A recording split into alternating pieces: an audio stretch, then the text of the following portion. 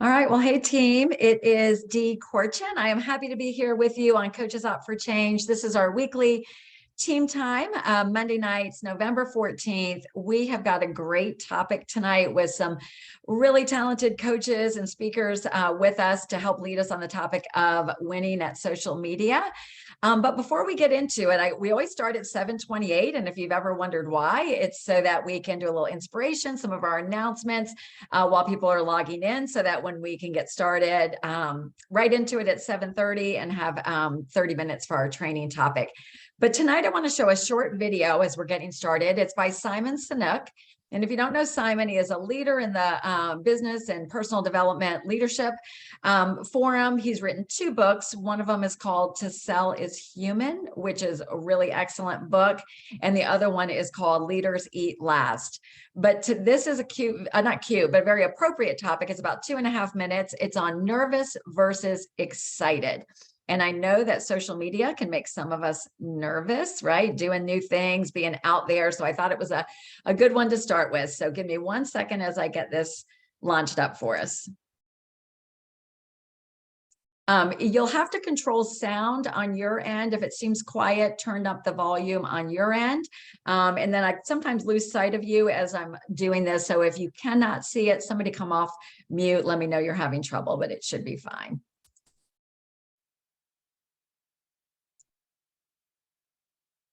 And this is what I realized this when I was watching the London Olympics, so a couple Olympics ago. And I was annoyed by how all the journalists asked all the athletes the same stupid question. Literally, everyone. Were you nervous? Or are you nervous? Whether it was before or after the event. Every single time. And every single time, all the athletes gave the exact same answer. No, I was excited. No, I'm excited. Every single time. These elite athletes had learned to interpret body stimulus. What are the signs of nervousness? Your heart races, you visualize the future, your hands get clammy. What are the stimulus for excitement? Your heart races, you visualize the future, your hands get clammy. They had learned to interpret what their body was telling them, not as nerves, but as excitement.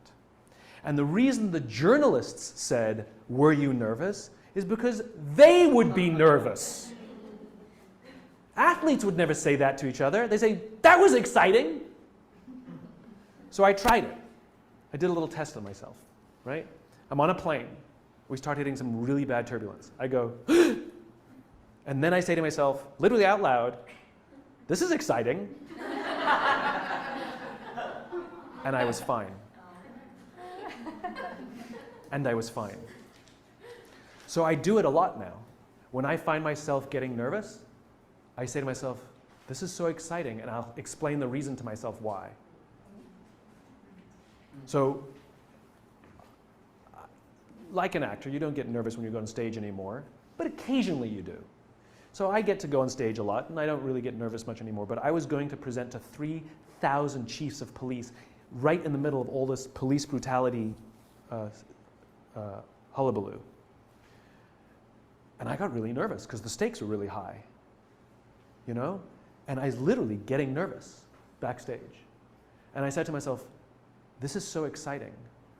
I have an opportunity to talk to a group of people who can actually affect change in this country.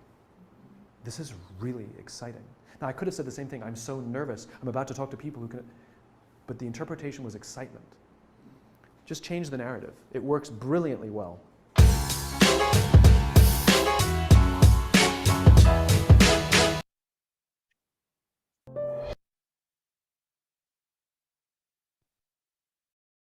All right, was that helpful?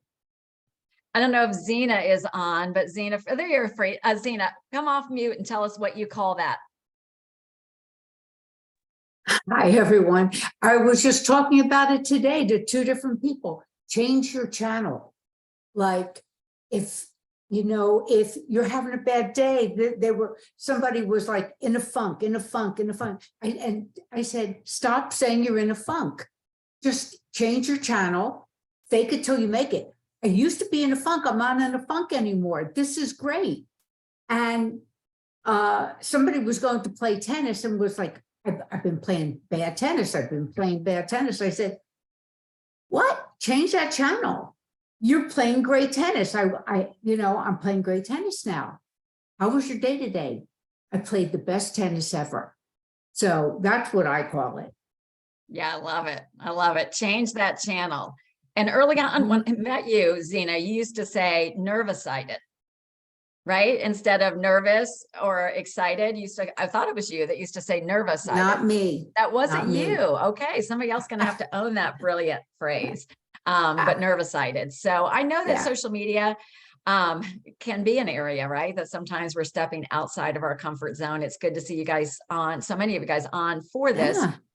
Last week, we talked about different ways beyond social media to get out, to connect with people, to build authentic connections. And that is so important, you guys. I mean, one thing to keep in mind is that you and I are each CEOs of our own businesses. We're CEOs. So we are in charge of the marketing department. And just like any good company, most companies would have a number of different ways in which they spread the word and market their company. And they're very often changing it up, right? Like you don't see the same advertisement over and over and over again. They change it up. And social media is just one tool. None of us should be hiding behind our computers, relying 100% on social media, but it is really a great tool because it is an accelerator. It is an accelerator to help us into different people in our world and a large group of people at one time.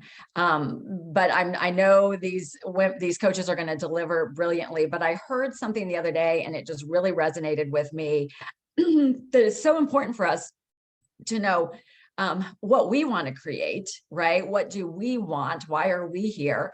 And then most importantly, what do we want for people, right? Not what we want from people, but what do we want for people? And this word was used as the #1 most powerful business tool. Anybody have any idea what the most powerful business tool is? Maybe drop it in the comments. Any guesses? Anybody have enough courage? Personal relationship. Yeah, your smile. That's a good one. Your own voice. Consistency. Those are good ones.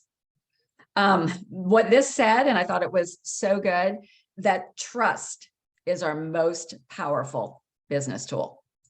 Trust. And that is one thing that we are doing when we are out and we are connecting with people, no matter whether it's in person or on social media. It is really about trust and connection. So I am excited to turn it over. We've got 3 people sharing tonight. I guess I'll start with you, Jessica. Does that sound good? Hey, so we are going to go over the who, where, and when it comes to social media. I'm going to get into all the details. Don't worry about taking notes because we have some slides that we're going to show you, but also we'll post it so you can take screenshots, save it, zoom in, all the things. So don't worry about taking notes. I'm going to pass it over to Elizabeth because she's going to go first because she is with who. Hey, everybody. Can you hear me okay? Hi, great, awesome. Okay, so Dee, I love that you talked about trust because that is most of what who is about. So like Jess said, we came up with 3 W's to help you win big on social media. And the first one is who. And within that category of who, there are 3 main questions that we want to encourage you to ask yourself. The first one is, who is your audience? And this is very, very important because it should be different from coach to coach. All of us have different ripple effects, right? So you need to be crystal clear on who you are helping. Crystal clear in your bio, crystal clear in your post, crystal clear in your stories. Who are you helping?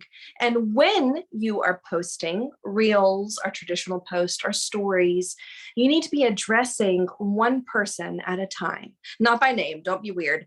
But instead of saying, hey you want to make it a personal conversation, one-on-one. There have been all of these people who have paid all of this money to study what people are looking for.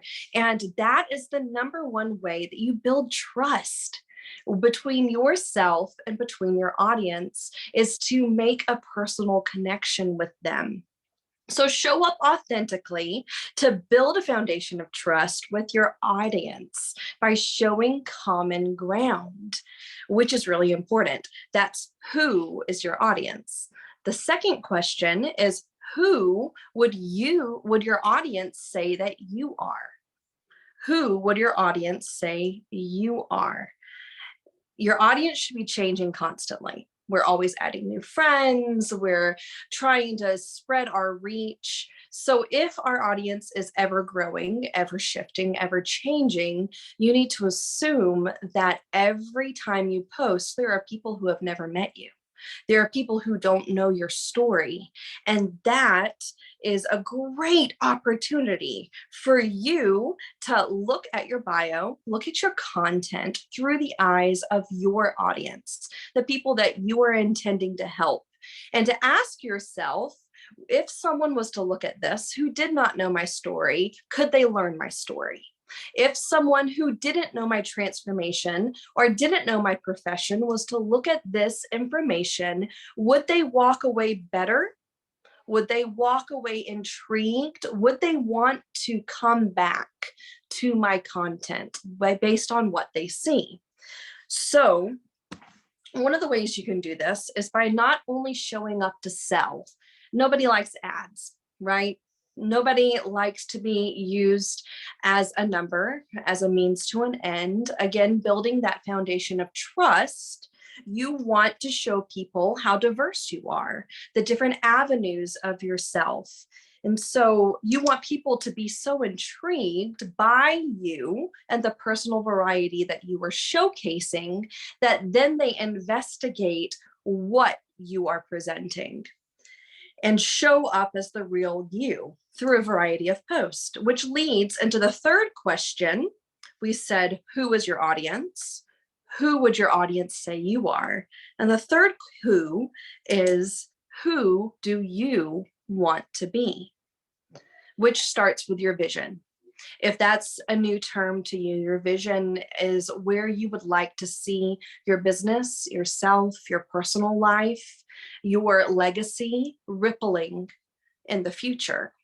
So you want to have that awareness and set your sight on your vision and show up now as that person. Because when you show up with that confidence, professionalism, optimism, when you're unapologetic about the ripples that you're going to create to build a legacy, to help people, then people are going to be attracted to you and to your content. So this will help you to build your brand. And your brand, if that's a new term for you, is words associated with you, emotions associated with you, who you feel like you are categorized as is your brand. So professionally, you want to show engagement posts where you're asking questions, you're doing polls, you're getting to know people. This does not have to be health and wellness oriented, but it can be. You want to have transformation stories. You want to offer celebration posts, motivational mantras. If you're spiritual, maybe have a spiritual quote in there. And you want to offer freebies such as recipes and life hacks and glimpses into, if you're comfortable sharing, your family life. And when you do things like this, it helps to build your brand. It helps to build that foundation of trust that you are a real individual. And it also helps to establish that you are an individual. You are unique, because pro tip, people don't follow carbon copies. They follow originals. So if someone is inspiring you, fantastic. I have a number of people who inspire me, but where my mentors challenge me pretty regularly is, how can I draw inspiration from that and then speak to my own audience? How can I make it unique to me, to Elizabeth? And that's my challenge to you, is who inspires you? Who are you called to help? Who would you like to become? And then how can you put your own spin on things? Because there are people that only you can reach with your story. And so you need to be proud and unashamed to be yourself. That's all I got. Oh my goodness, Elizabeth, thank you so much. I love that. So I am going to be sharing about where. So I know some of y'all are professional with social media, some of y'all are just kind of getting started. So the biggest thing is picking your platform, right? We've got Facebook, Instagram, TikTok. What is the platform that you are most comfortable with? If there isn't one you're comfortable with at all, what I suggest is picking the one you want to work on and honestly Googling how to for certain things in Facebook or watching YouTube videos, because a lot of things that I've learned to do, I have learned to do by Googling it. Nobody's taught me. It's just been something that I figured out how to do. So if there's one you're great at, focus on that. If there's not any social media that is like your greatest point, pick one and learn the most you can about it. Learn how to do all the things.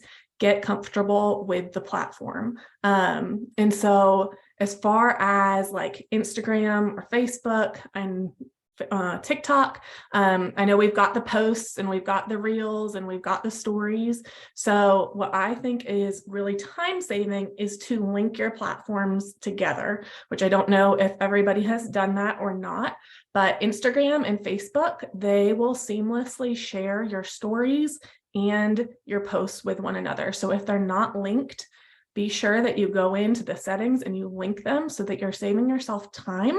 And even if, it's not perfect and maybe it's not the right content for, for Instagram, but it's right for Facebook, something is still better than nothing. Don't not post it in one social media platform just because maybe, it doesn't have tons of pictures and Instagram's a lot of photos.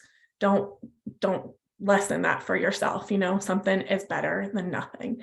And if you're using another platform like TikTok or something like that, still download it and still share it into Instagram, into Facebook. Like when I do reels, I'll put it into my stories and I'll do it in a reel on Instagram that will feed to a reel on Facebook and Facebook stories.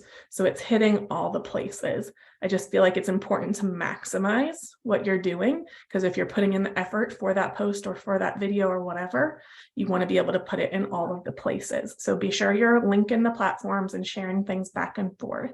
And the other thing is, as far as where, I don't know, I've had a few people ask me this before, when you're looking at your stories in your Facebook or your Instagram, be sure you notice who's viewing them and who's reacting. So in the bottom left on stories and Facebook, you'll see either a picture or you'll see a thing that says like views. If you click it, it's going to tell you who's watching it, who's reacting.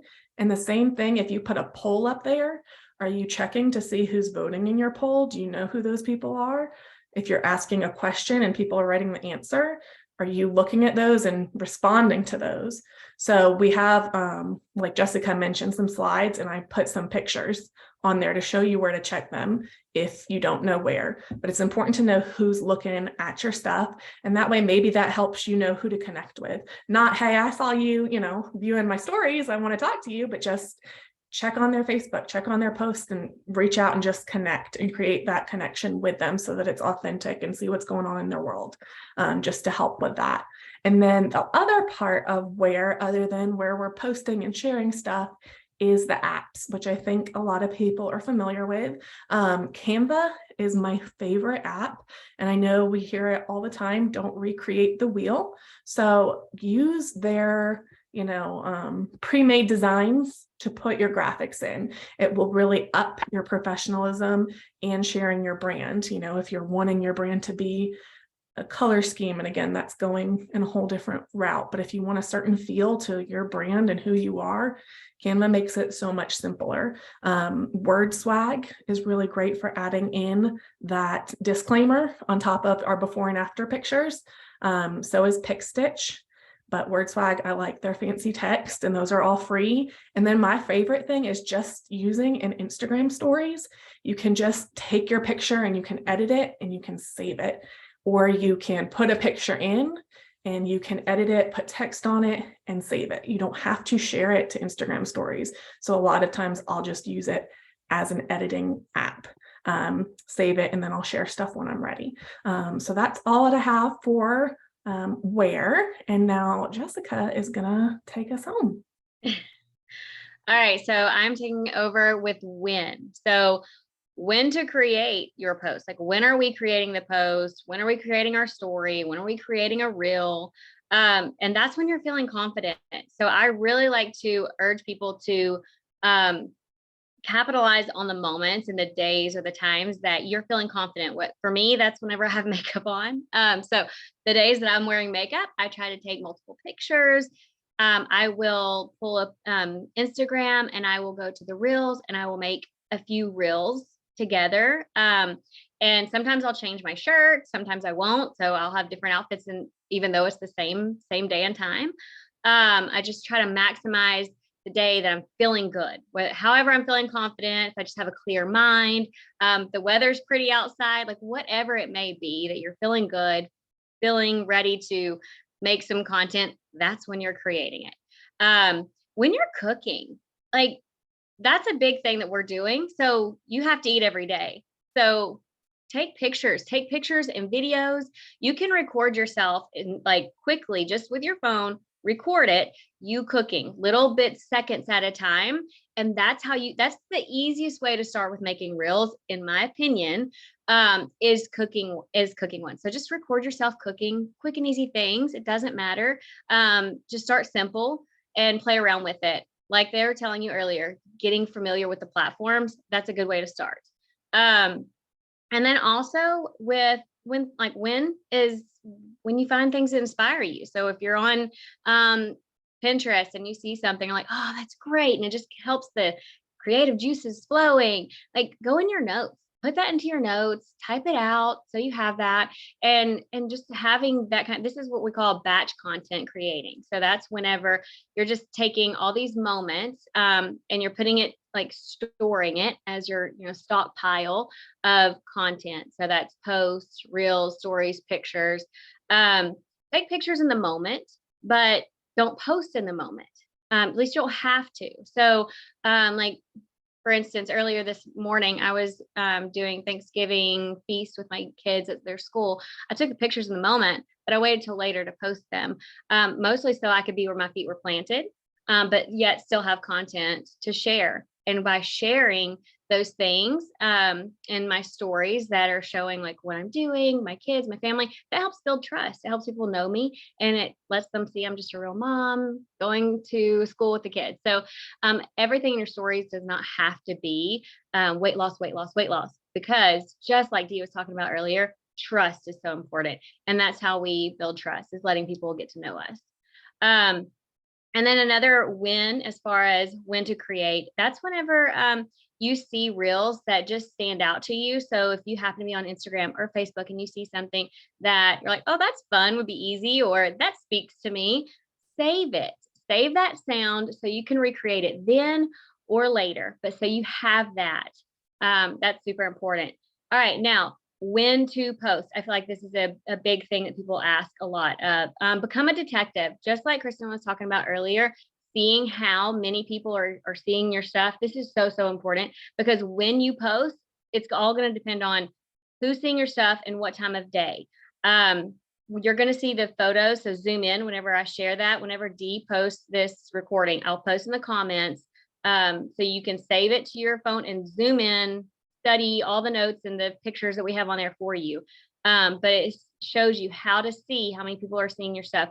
Pay attention to that. Pay attention to how many people are looking at it and what time of day you're getting. Like that you post, if you post at 9 a.m., only 5 people liked it. Okay, clear indicator that maybe that's not the time that your audience will be viewing things. An indication, like from studies and things like that, a general time, if you just got to know what time, 9 a.m. to 12 p.m. is the best time, Monday through Thursday, to post. Now, weekend posts don't typically do as well. That's a great time for building trust. That's a great time for sharing your family, for sharing the fun that you're having, things like that. That's a great time for that. Save those really inspiration posts. They're like, oh, that's it.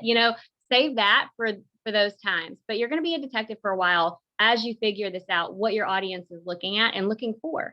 And then want to make sure I open up the time for some questions. So, and then also something I want to hit on.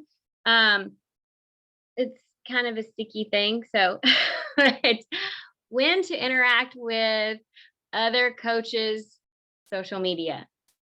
Okay, rarely.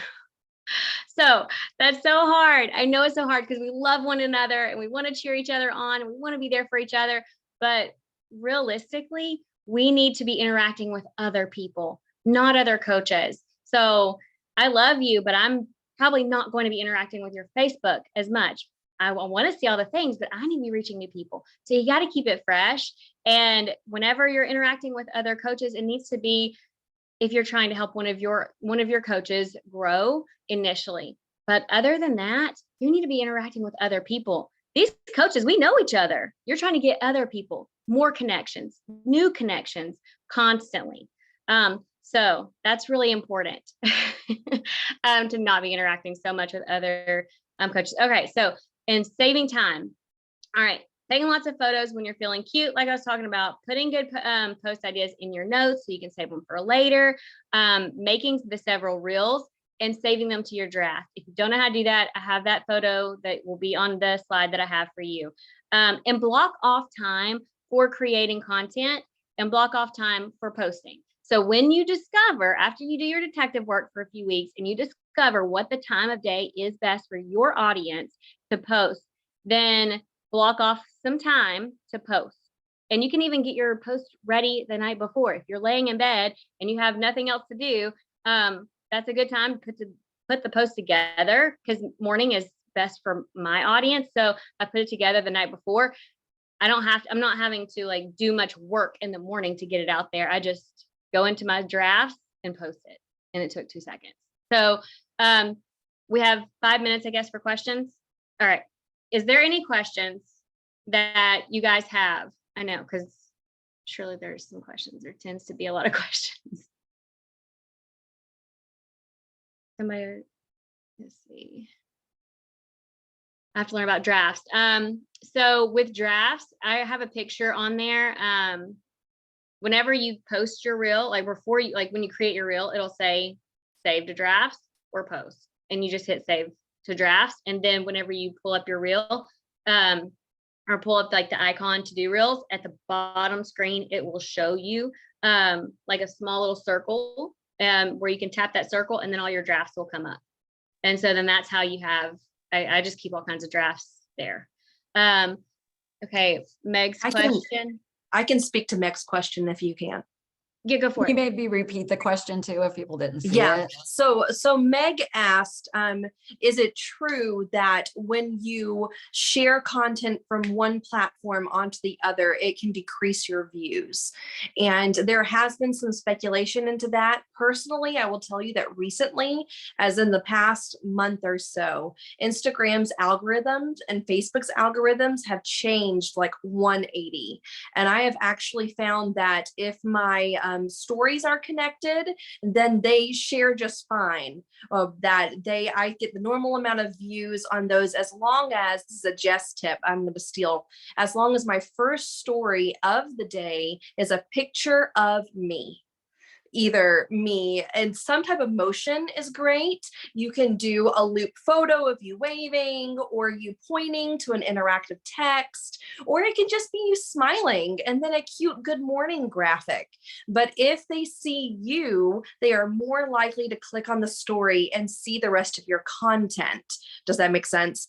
And then if it's a post, Jess and I were discussing that we've noticed lately that especially for Facebook, if it is a quote without a picture of your face, it is not shared as much.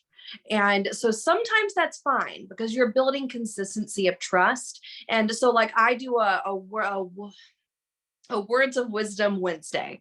And I normally share a quote on there. I don't always use a picture of my face on it because if it's from the Bible, I feel like that's not really good for me to have my picture right there, because I'm not going to say that I'm holy. But if it's just an inspirational quote and you want to put yourself on there, then it will bump your views and you can tag it Instagram and Facebook. I was also going to add, as far as sharing, I don't know how many people do TikTok or not, but I will say it does affect your views if your TikTok logo, if you share that onto your Instagram or your Facebook Reels, which I used to do. So anyways, there's apps you can use that remove that. If any of y'all do that, that definitely does slow down views for those. Yeah, that's something with Reels, and that's, I know Reels are new and they're weird, and it's like, if you've never done it before, you're just not sure. But as far as Instagram, that is the #1 way to grow your Instagram and grow your reach right now. So pictures used to be the thing. It's just not as much anymore. It's Reels. So I really encourage you just to play around with it. It doesn't have to be your face. It doesn't have to be you. It can be all kinds, it can be anything, just different Reels. Play around with that, figure out how to do it. They can be any just trendy sounds and stuff like that. And I have a picture of how to tell what's trending. And using trending sounds helps. But you can save it. So whenever you post a reel on Instagram, you can go to your reel and then hit save to device, and you save it. Then you can upload it to other platforms. I don't cross post, which cross post means like what they were just talking about, like where you post on Instagram and it shares it to all the other platforms. I post on Instagram and then I go into Facebook and I post on Facebook, so that it doesn't mess with algorithms. And it I share differently on Instagram than I do on Facebook. So it's a different feel, and learning your audience. Like I said, be a detective for a while, figuring out what works and what doesn't work.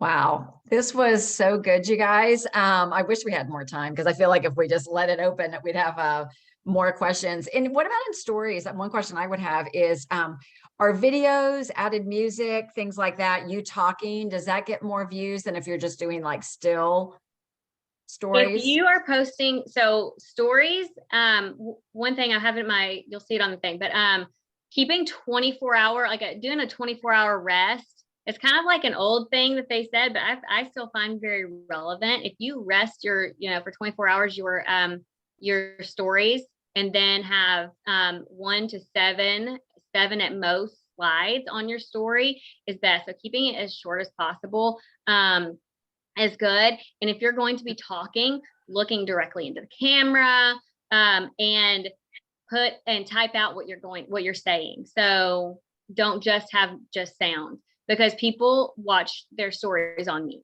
So they're not going to know what you're saying. So if you are talking, have it typed out, or do the caption thing where it tells it for you, is what works best.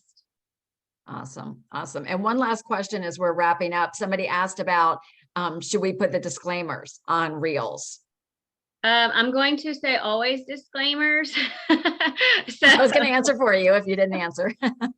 Yeah, if you think a disclaimer could possibly be needed, yes. If you're saying anything, at all about like weight loss, I don't even give time frames anymore for weight loss, just because it just takes that pressure out. Yeah.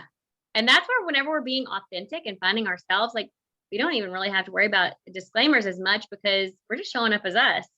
So there's no disclaimer needed for that. Maybe there is, I don't know. Yeah. So And right there's now, some, sorry. I was like, some great tips in there. Somebody said, like, if you do put the disclaimer in a reel, it needs to be on every page of a reel too. So if you're switching photos or whatever, it needs to be on it through the entire time.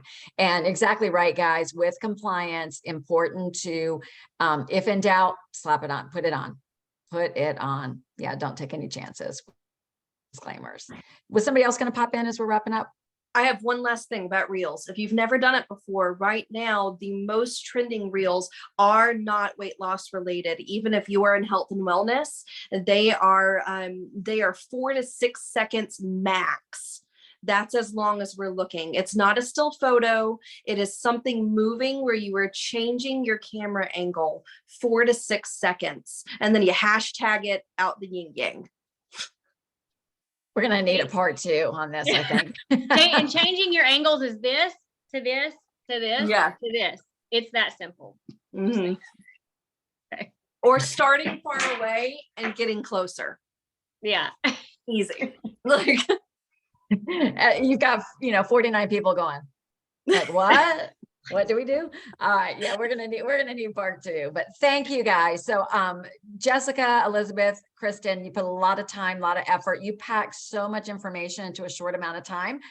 So we all will have this replay available. Jessica's going to post those slides for us. Just so appreciate you guys. So appreciate every one of you on this call, looking to be your best, to show up and build that trust out in our community and impact and touch more lives. So love you guys. We'll see you again next week on Team Time. Bye.